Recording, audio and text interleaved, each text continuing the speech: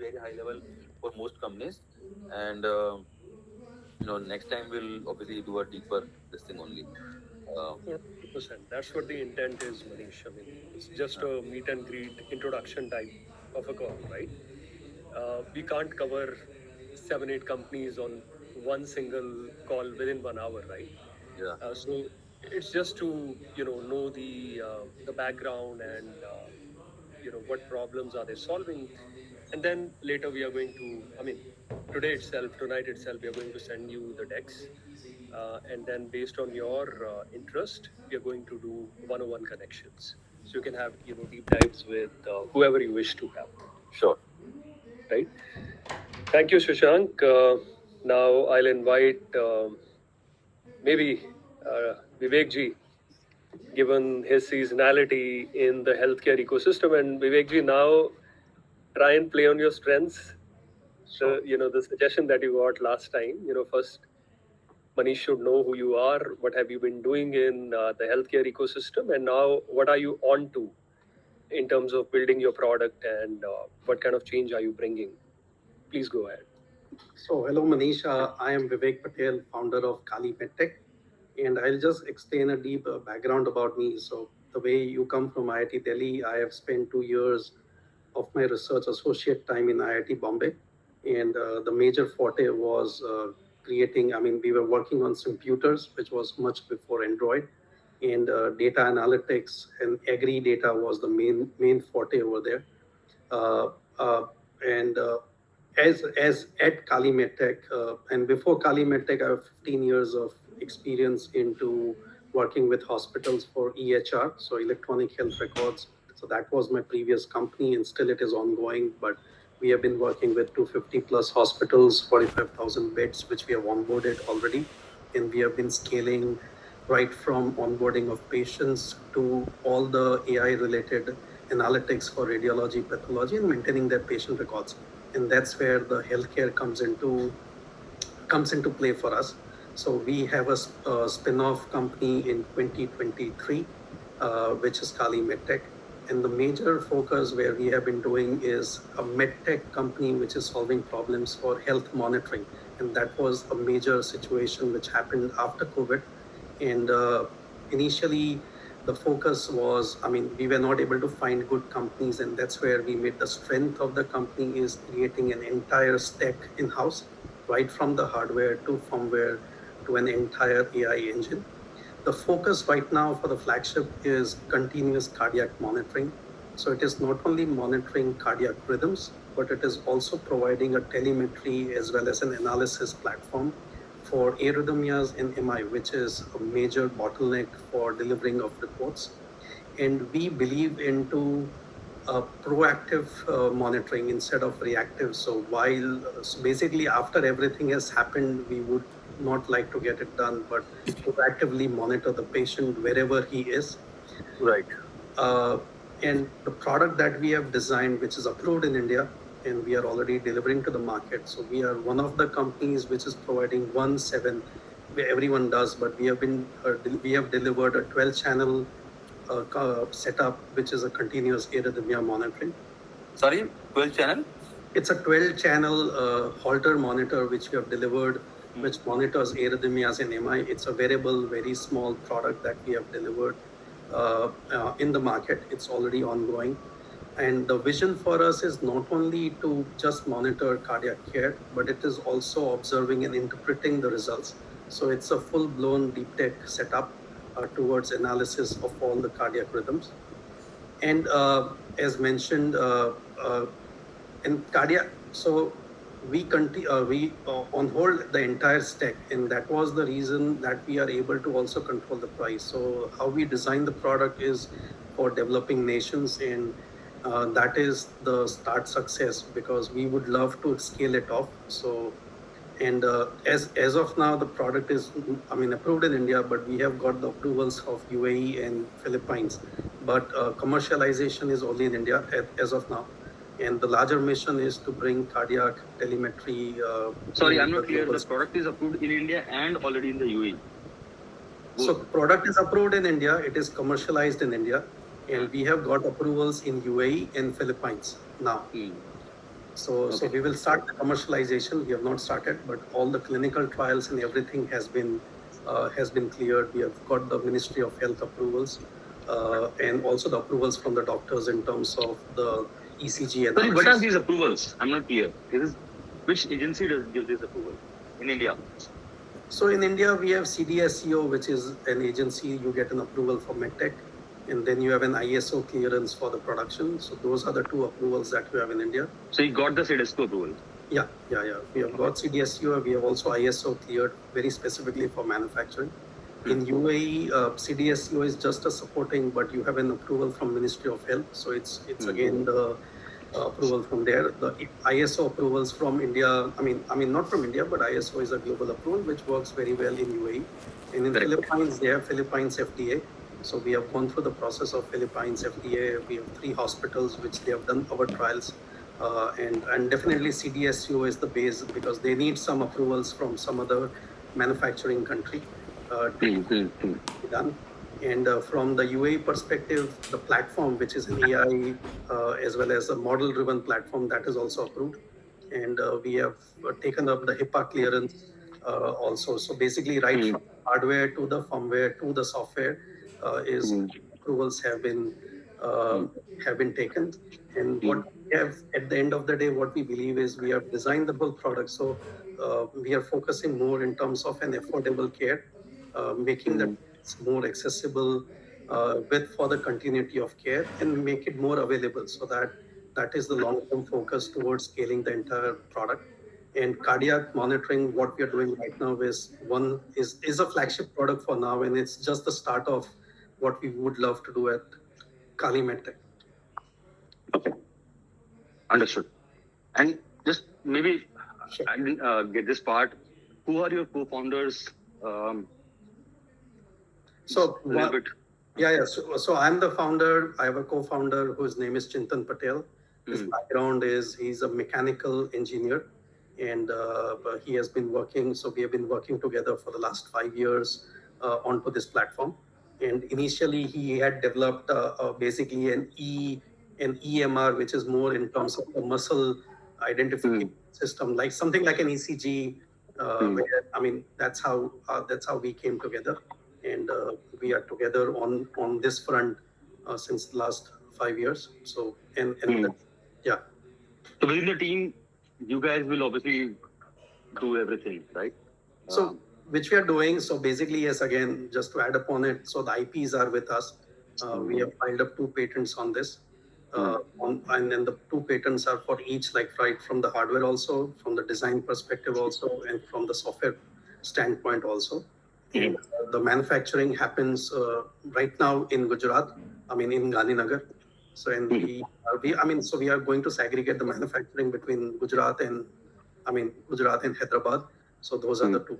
So that is how we are having it set up over here. The team is right, hardware, firmware, and everyone is in house, and they are good and capable. And we are now in the last 3 months we have been injecting almost 100 devices every month.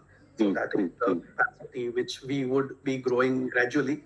But till now the focus was very clear on clinical side, where we wanted to cover clinical segments very clear. And the trials, I mean, when I say the trials is in terms of the accuracy, the sensitivity and the specificity of the model have been done at majorly all the cardiac setups, not only in India, but also in the US market. Like we have completed our trials at Cleveland Clinic. So that's one of the cardiac hub over there. We have done UA. So basically we have taken care of all the different type of people. So it's not focused on the India centric, but we have done trials in Africa. I mean, there is no restrictions on that, but we have taken different set of communities, those who have been under trial, and that's how we have designed the entire back and forth. Understood. Got it. And what's your go-to-market strategy? Is it hospitals? Is it direct to customer?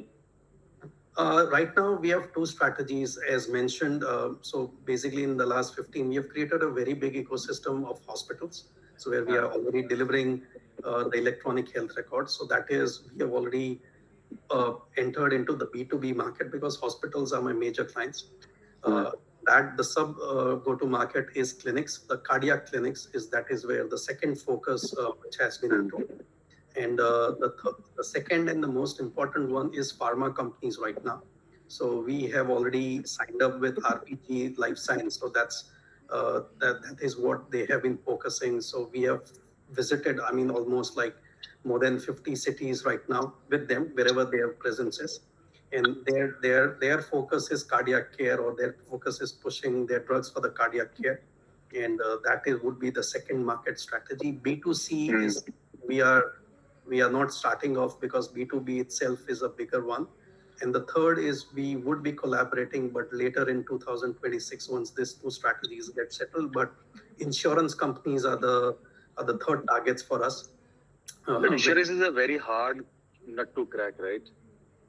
Yes, you're absolutely right, but there is a very nice catch in the insurance, because where, like, let's say if I talk about HDFC Ergo, and what the policy holders which are more than 50 lakh rupees or 60 lakh rupees, they have to do one monitoring every 6 months or one monitoring every year, and there they have already offloaded the contracts with the TPAs, or I mean their health group workers. So for them, this becomes like in heaven, or I would say they can even do it at home, which is an approved. So basically, that's where you get a lot of monitoring done, and which is saving their operations and increasing their efficiency. And definitely, if there is anything positive, it is, I would not say it's benefit for them, but definitely they would have pre-knowledge of it. So instead of reactive monitoring, as mentioned, we would be doing proactive monitoring. So it can be given at home. We have done a very small trial with HDFC Ergo, and now we would love to scale it off. So, but that is something, it's, I would not say the low space, but we are taking it step by step for the insurance.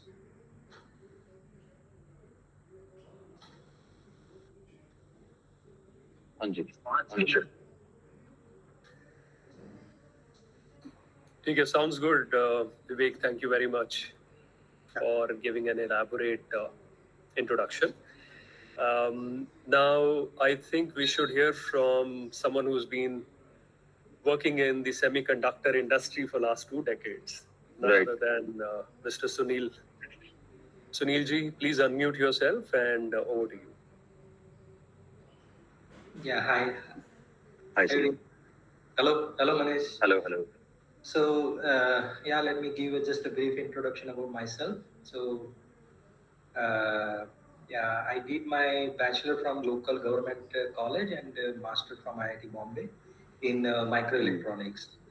And I had some experience working with companies like Intel, Samsung, and lately I work with a company called Knowles as well. So Knowles is Which one, sorry? Knowles. Okay. So it's a MEMS microphone pioneer company. Okay, they are the one who introduced the MEMS type of microphone in the industry.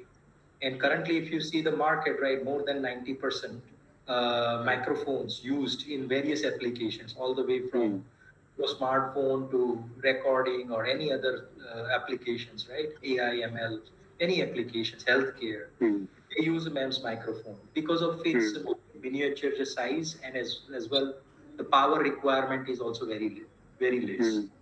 So I was lead design engineer at this company, and finally, after this pandemic, okay, uh, I thought, okay, I can use my expertise in MEMS microphone development to design our own indigenous MEMS microphone. Okay, so in 2022 we started this company. It's called Seekern. So I just merged two words, silicon and kern. Kern is basically a Sanskrit word which means, or Hindi word, which means ear. Okay.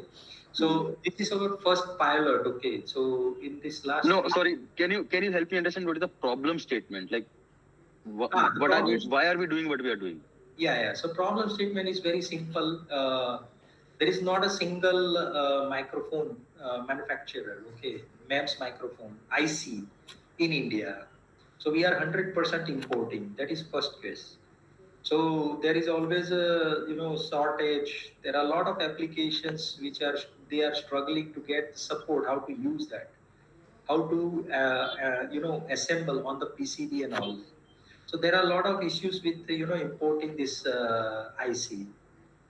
So that was the problem we are solving. Understood.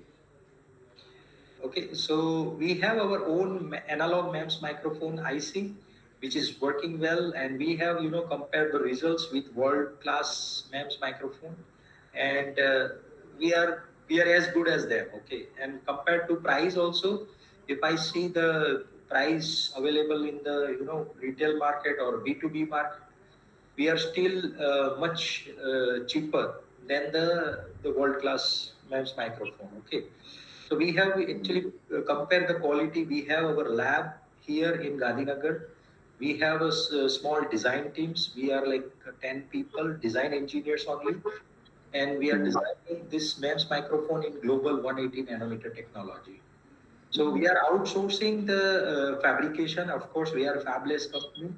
We are outsourcing the MEMS part. Okay, so MEMS transducer. So MEMS basically a capacitive transducer which actually connect within the package to our ASIC. Okay, the ASIC which we design, the IC or the semiconductor which we design.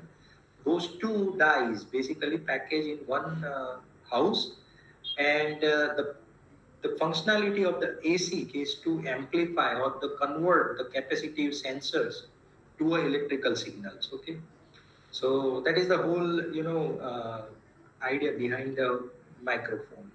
So we have some ideas which could be patented, like the integration part. We are also developing in-house application to suppress the noise. Okay, so we have an embedded design team as well here in our company itself, and we have the semiconductor analog circuit design team also within our company. Understood. Yeah. So what is the next step in this? You're a design company, obviously. Of course. So what is the next step for you? What does the journey look like? So journey actually, see, we have already developed the analog MEMS microphone, but we are getting some challenges in the packaging side. So what we have done recently, we just tie up with Keynes. Okay, Keynes is another semiconductor company. It's a OSAT which is setting up here in Sanand. Okay, they design our package basically. Okay, not design package, but they gonna package our IC. Okay, design is ourself only. So that was one of the challenge. Because of that, we are delaying our analog microphone, selling it in a market. Okay, that was one of the challenge we are facing, because the cage facility is gonna take at least a year to come up with a production line. And we are currently designing our digital MEMS microphone. For that development, also we are looking for some fund. No, so just clarify for me, so that you don't need to tape it out. No, digital MEMS microphone, yes, we need to tape it out. We are designing currently. For the first product I'm saying. It is not required. The fabrication is not required, yes. For the first product, yes. Why is that? Because we have already developed it. So okay, when you say we have developed it, tell me what are the steps you have already undertaken in this, and what are the next few steps in this? I want to understand the full sort of journey and how much time it has taken money and time it has taken you in each of these steps, and similarly money and time it will be required for each of the next steps. Sure. So let me start beginning. So we started designing in 2022. In 2023, end of the 2023, we completed the design for analog MEMS microphone. Okay, we taped it out in UMC, and that was prototype cost. Okay, so it was very minimal, like 5 lakh rupees. Okay, then we took that wafer and we also bought the wafer for the MEMS microphone or MEMS transducer, and those two wafers we supplied to a package house. Okay, so initially we used the package house in Malaysia. They have not charged anything for the prototype. Okay, usually they charge like 20-30 lakh rupees. Okay, but they have not charged because I just told them like we don't have the fund and all story. I personally met them and they haven't charged and they packaged this MEMS microphone. Okay. And what we did, we again took this MEMS microphone and give it to the MEMS supplier for the tasting purpose. Again, there also we save the cost. Okay, they have not charged us any money because they want to sell the MEMS wafer. Okay, so far the charge what we have or the expenditures we have so far done okay on development of analog microphone is just 5 lakh rupees for the fabrication. So now we have the fabrication or the mask basically. Okay, when you fabricate somewhere semiconductor you have the mask. So we have the mask for the analog microphone. Okay, let's say tomorrow we say that foundry that I need hundreds or maybe 200 wafers. So while mask is already there, they will again charge for the per wafer charges and some mass production cost. Okay, that is also a significant cost. The mass production cost usually it's around 50-60,000 dollars. Okay, so which is around 50 lakh rupees. If let's say I consider 95 rupees per dollar. Okay, so 100 rupees per dollar. So it is same like 50 lakh rupees. Okay. So that is analog MEMS microphone. But again, the challenge is now where to package because the Malaysian company with whom we were working for to develop the prototype, they denied because they are tying up with Keynes. And what they said that we are already tied up with Keynes, so we cannot take your MEMS microphone packaging.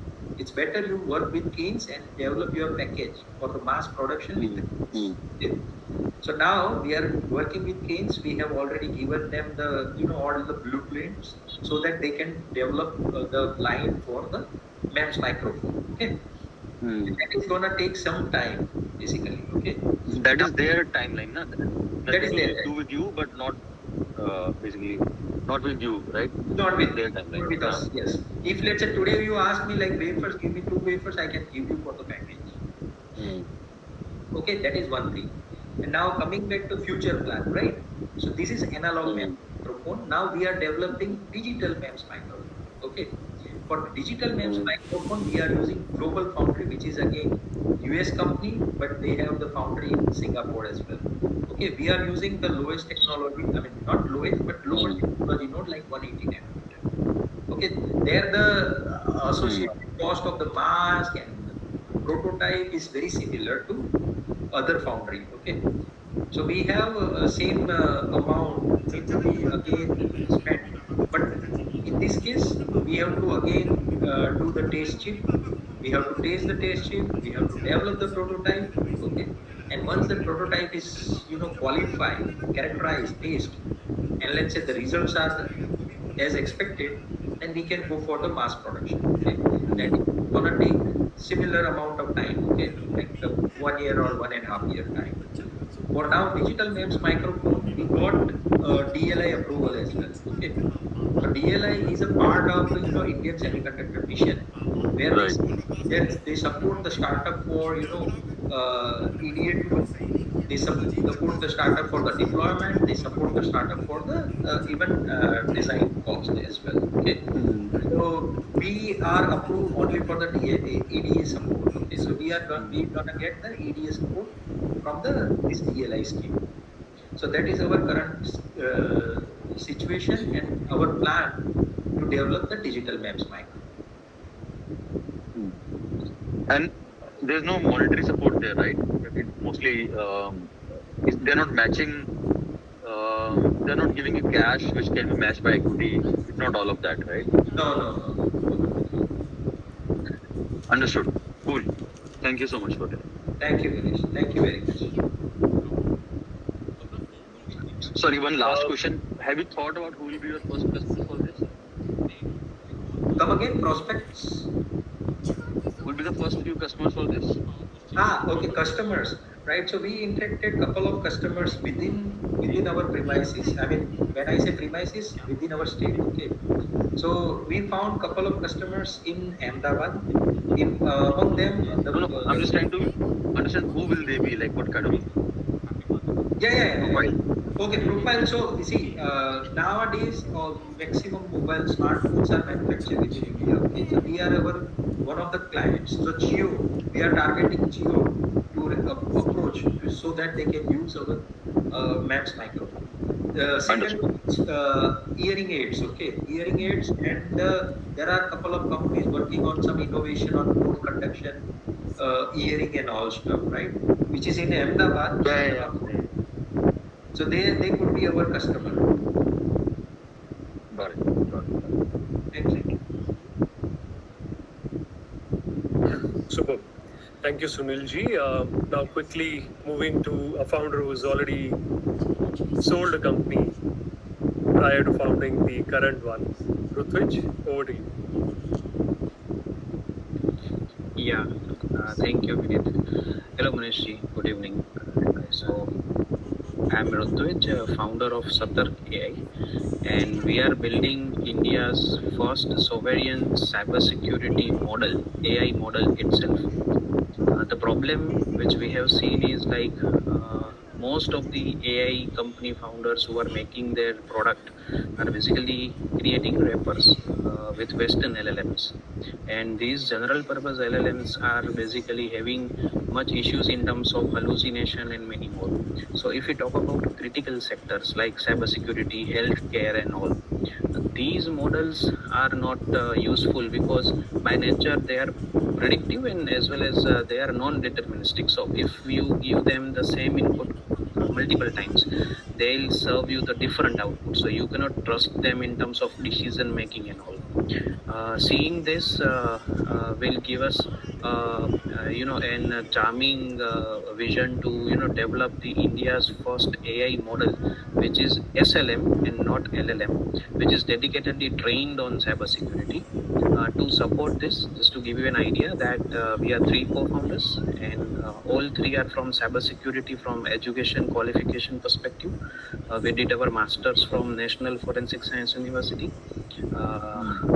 Personally, I had a previous experience of getting acquired from a company backed by Lightspeed India in my previous venture. And What was the venture? What did you do? It was into EdTech, and the company who acquired us is Teachment. Yeah, from Bangalore, who has acquired us. I was CTO there, managing tech and security, because that is my core hobby. And so I am a CTO turned CEO. One of my other co-founder, Kaivashin, used to run cybersecurity service company and serve the service projects of red teaming and audit and GRC and security testing and whatnot across multiple continents since last 10 years. So now creating model is highly dependent on the data, training data that we have. Right? So we have taken approach of creating neuro-symbolic model where we are incorporating the symbolic part within the neural part to provide the guided reasoning to make the hallucination and all other problems to zero. So now in training, the first part is the initial training data, which is the proprietary data of these 10 years that we have, the anonymous data which we are legally able to use, which Kaivashin's company has generated on ground. To support the ongoing training of the model, we have developed one product called Satark AI, which you can see in this meeting background of mine, which we are promoting as the decision-making layer for enterprise cyber risk, where we are targeting the enterprise-grade companies. We are in pilot phase now. So previously we were targeting startups and SMEs, where we have generated some 15,000 odd dollar of revenues and all, but we have stopped serving that segment. And now we are focusing on enterprises. So we are in talk with one of the IKEA group company, Jindal Steel, and a couple of others for this pilot. And basically, this will act as a lever. So we don't want to become a product company. We want to become a model company. And the short. So when you say you don't want a product company, you want to sell the model or license the model to people. Yes, exactly. But anybody using any customers, all customers will be using the same model from you, right? Sorry, come again. If there are five customers for you, will all five be using the same model, or will you be customizing the model for each of them? So model, how we are developing is model has two different layers, where one is the global knowledge layer, which consists of the global cybersecurity data sets, training knowledge, and another is the organization specific context layer. And through product, this is what we are solving. That, for example, in cybersecurity decisioning, let's take one use case. So banking works different than manufacturing due to their compliance impacts and many other things. So that second layer will give the personalized touch to a particular organization within the product. But that is the shorter goal that we have, the nearer goal, where we want to serve large enterprises through our product, having the core model in the backend. And in a longer run, we want to become a pure model company, like this Anthropic and GPT, to support the born of new cybersecurity companies, and we are envisioning that they make their cybersecurity features on top of our model, utilizing in order to support. They will be doing the rest of the training themselves. You will be only providing the global data models. So it's basically token based consumption, like we are today using cloud or anything else.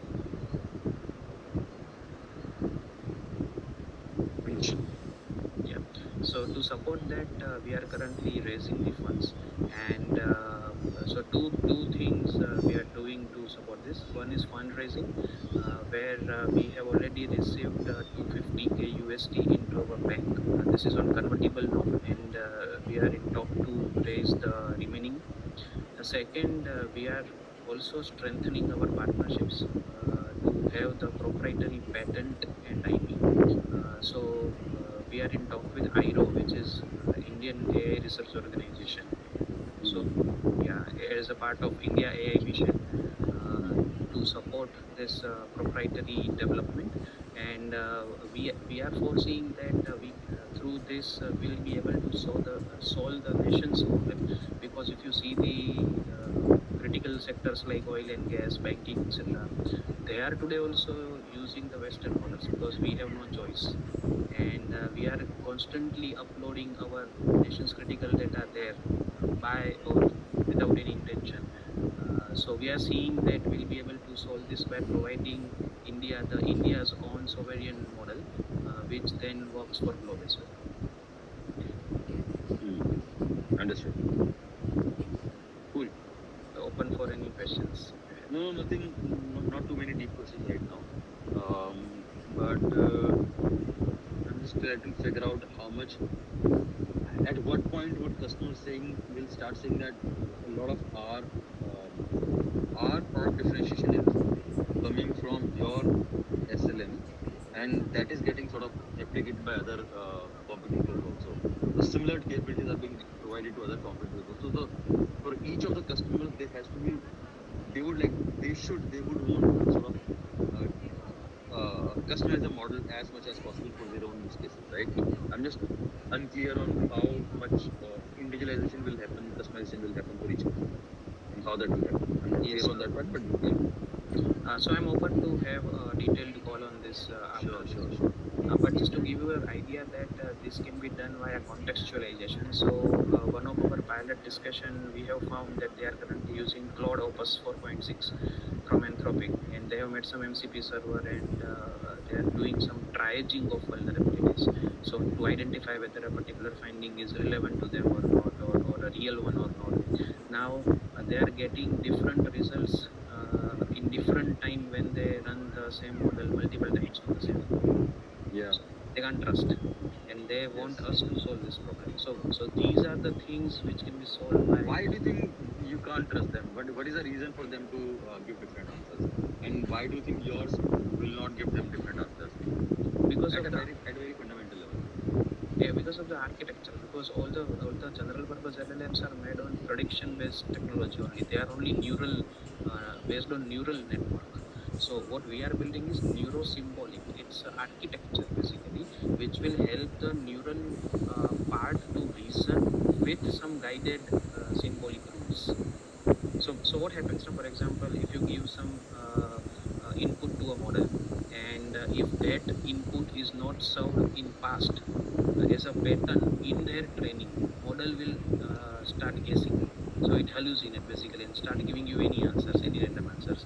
But now, if you provide them some strict guidance in terms of rules, in such cases also the model will not hallucinate.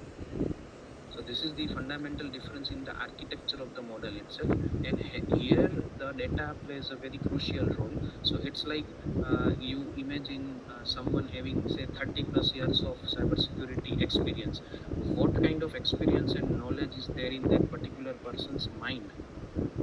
And if that person as a human is validating something, how about taking that mind inside the model itself and then asking? See, this is very interesting because with AI, people were moving from rule-based algorithms, you know, to less heuristic, more let the model figure out the rules itself. And now we're seeing that itself is not sustainable. We need to have some rules again. Yes. Interesting. Cool. Thank you so much for your time. Forward. Thank you. Thank you. And if email me not just the deck but also any technical people you might have or a technology deck in case you have anything ready for us to understand better. Anything I you can share beyond the deck to understand do the one-on-one. technology. Perfect, Manish. We'll do one-on-one, and then which can pass on. Sure. all the Thank you. information and Very additional cool. information. Perfect. Thank you. Now, quickly jumping to Pranav. Pranav, if you're there, please unmute yourself. Yeah, I'm here. Uh, Hi, I'm Manish. So I'm the co-founder of Alphenix Design Private Limited. So we are targeting problems like import dependency, then sustainability of the product, and customized solutions. So what we build BLDC motors for drones and robotics applications. So hmm. we started our company in 2023, where we started with the development of a e-bicycle conversion kit, and from that lessons we have pivoted our startup into a core BLDC motor development company. So right now we have developed a total three models. One is for FPV drones, second one is for the heavy lifting drones, and third one is for the service robots.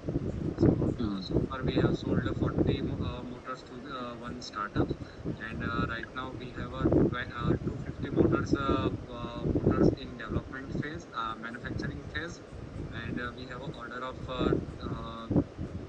200 motors in pipeline right now.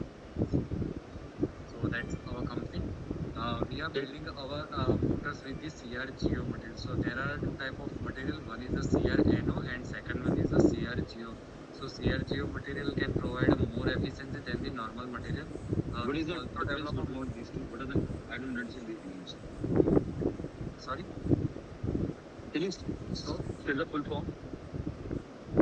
it's a cold rolled grain oriented material. Okay. So it has a unidirectional magnetic field property. So if you apply a magnetic field Thank you. to that material, so it will divert a whole magnetic field in only one directional. So that's why it will provide a more efficiency. So the material is commonly available in high efficiency transformers, but no one is using it into a radial flux motors. Many startups are working on the same technology with the axial flux technologies. Huh. So, but So we are now you are working integrating. on axial flux, but apparently not many people have been able to make it successful, right? Axial flux. Yeah, the main problem is with the precision manufacturing. So, Indian vendors do not provide a high precision component at an affordable price. So that's the main issue.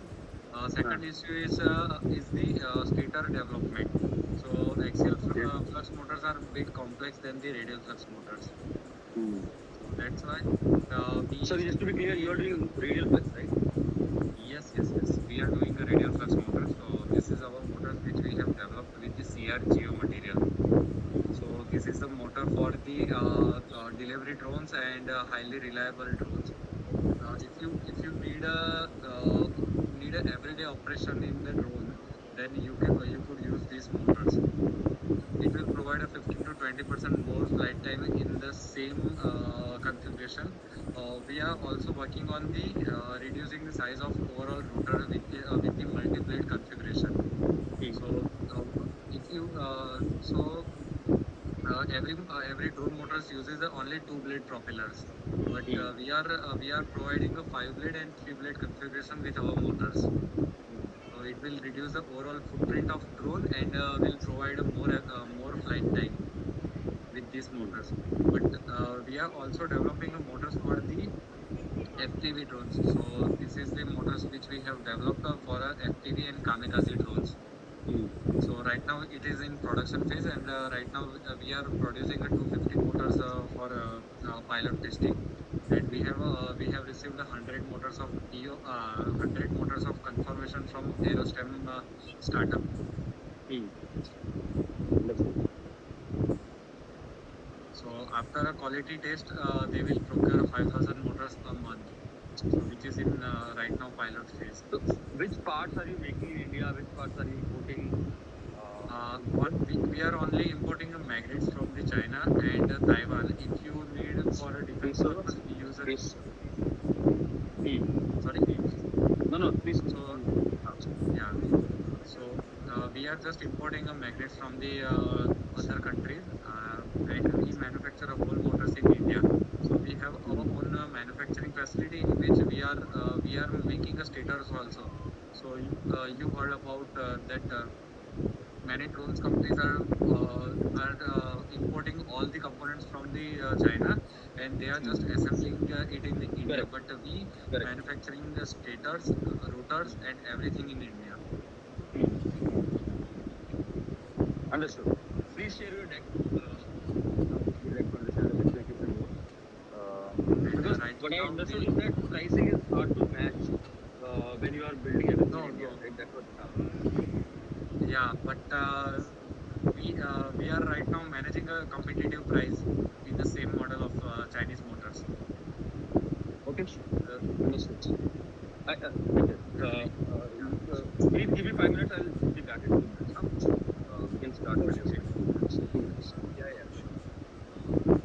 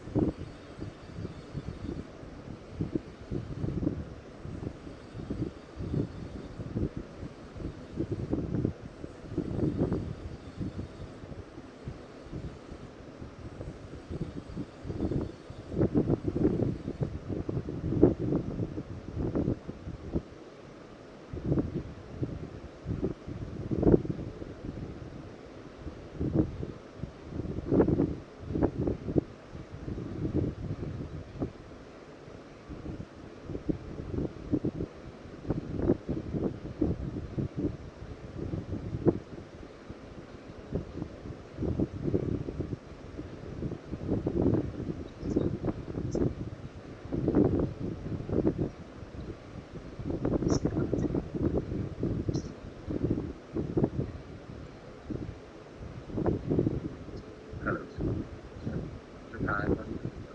Yeah, Manish, are you back? Yes, yes. Okay, perfect. Should we jump to the next one? Yes, please. Perfect. Do we have Prateek on the call? Agreed. Hi Manish. Hi everybody. Yeah, I'm good. How are you? Good to myself. Yeah. My name is Pratik, and I'm the co-founder of Electrogenics Innovations. We are basically a medtech company. Just giving a brief introduction of myself first. That I am a biomedical engineer, and I have been into this medical field since last 10 years. I have been working with the critical care department where I used to deal with the infants, and the major mostly heard about like there is a huge gap in transportation of the infants. We do have a very good facility or network for the transportation of ill patients in adult segment, but when it comes to the infant segment, we do have a very less resources which can be used for transportation, especially with the respiratory distress to of the infants.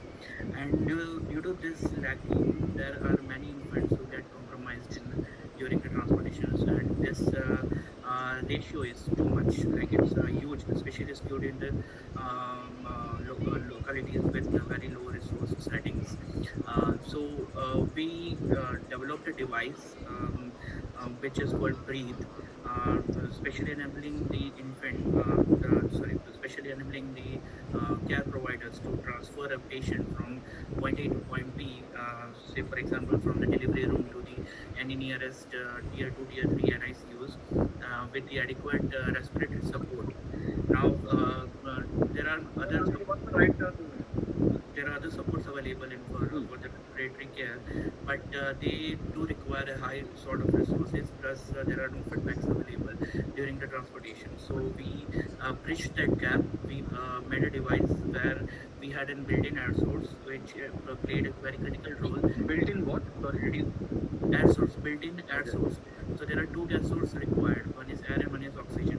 At present, the devices which are available in the market, they are running only on oxygen source, which require high amount of oxygen, carrying 100 kg of oxygen bottle.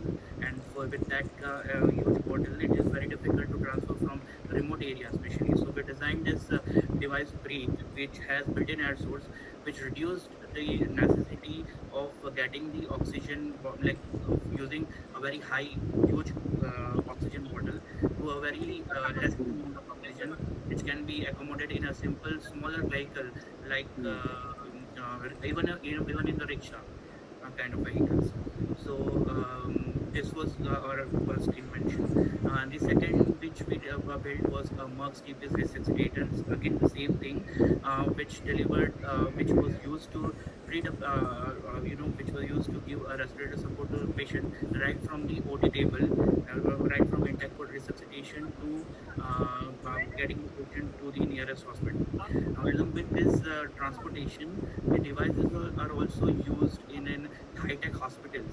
So not only just for the low resource setting, but it can be used in high-tech hospitals, even in the very premium hospitals like AIIMS Delhi, like PGI Chandigarh. They are using this device, and because along with the air source, we added a few feedback parameters which help the doctors, to to get the treatment in line, where they can see the different parameters being achieved by the by the patient, how the patient is responding, and accordingly they can switch the setting parameters of the patient.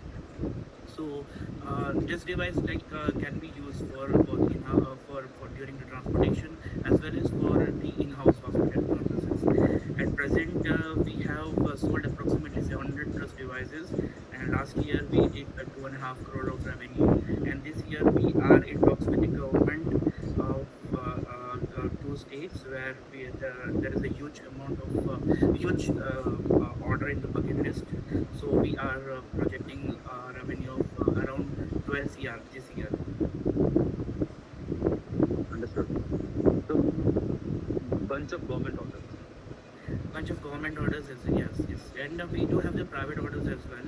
But yeah, the more traction we get it from the government orders, because government also has like even in government of India, UNICEF, and many other international institutes do run the program for especially dedicated to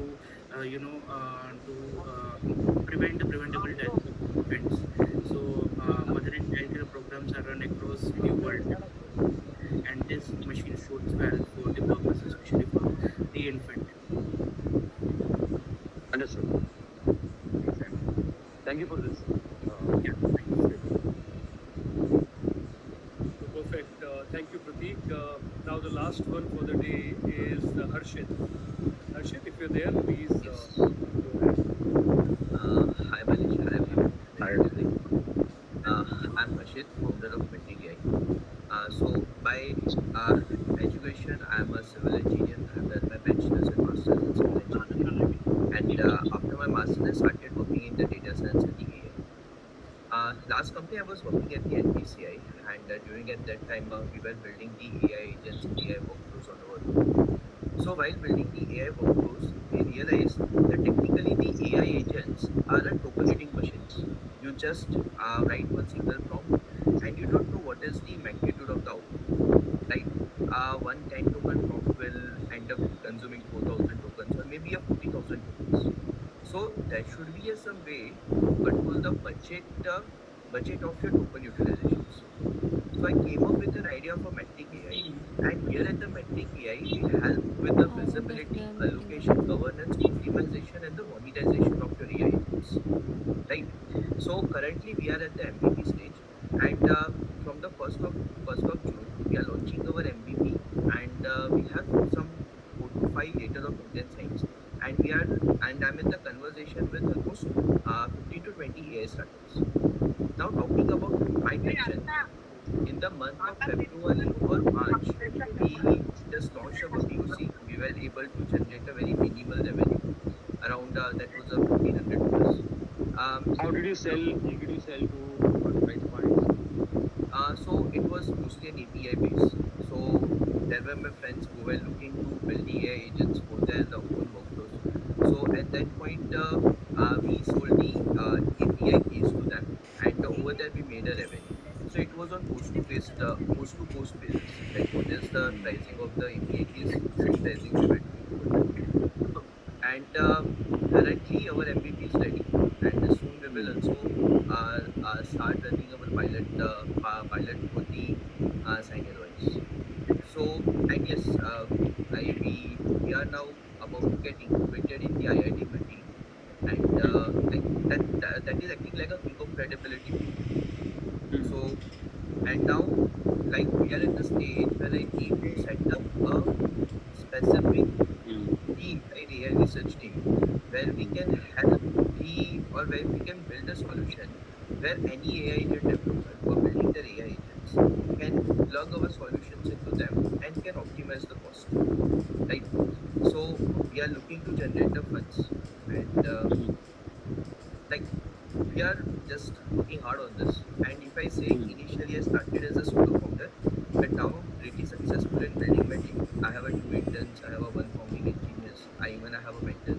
And now there are also people who are from graduates of IIT Guwahati and IIM Ahmedabad who are aligning with my vision. So that's all about me and my startup, Manish. Thank you. Understood. Cool. Thank you very much. And your go-to-market will be what's your plan? How do you sell? And So what kind of currently companies do you want to target? The size? So currently we will be starting the AI startups. We're targeting the AI startups, company of around whose product is validated in the market, and they have the actual AI agents working in the productions, and who are actually facing the customer, right? So those kind of companies we will be targeting right now. Understood. Yeah. Cool. Thank you very much. Thank you. Thank you, Manish.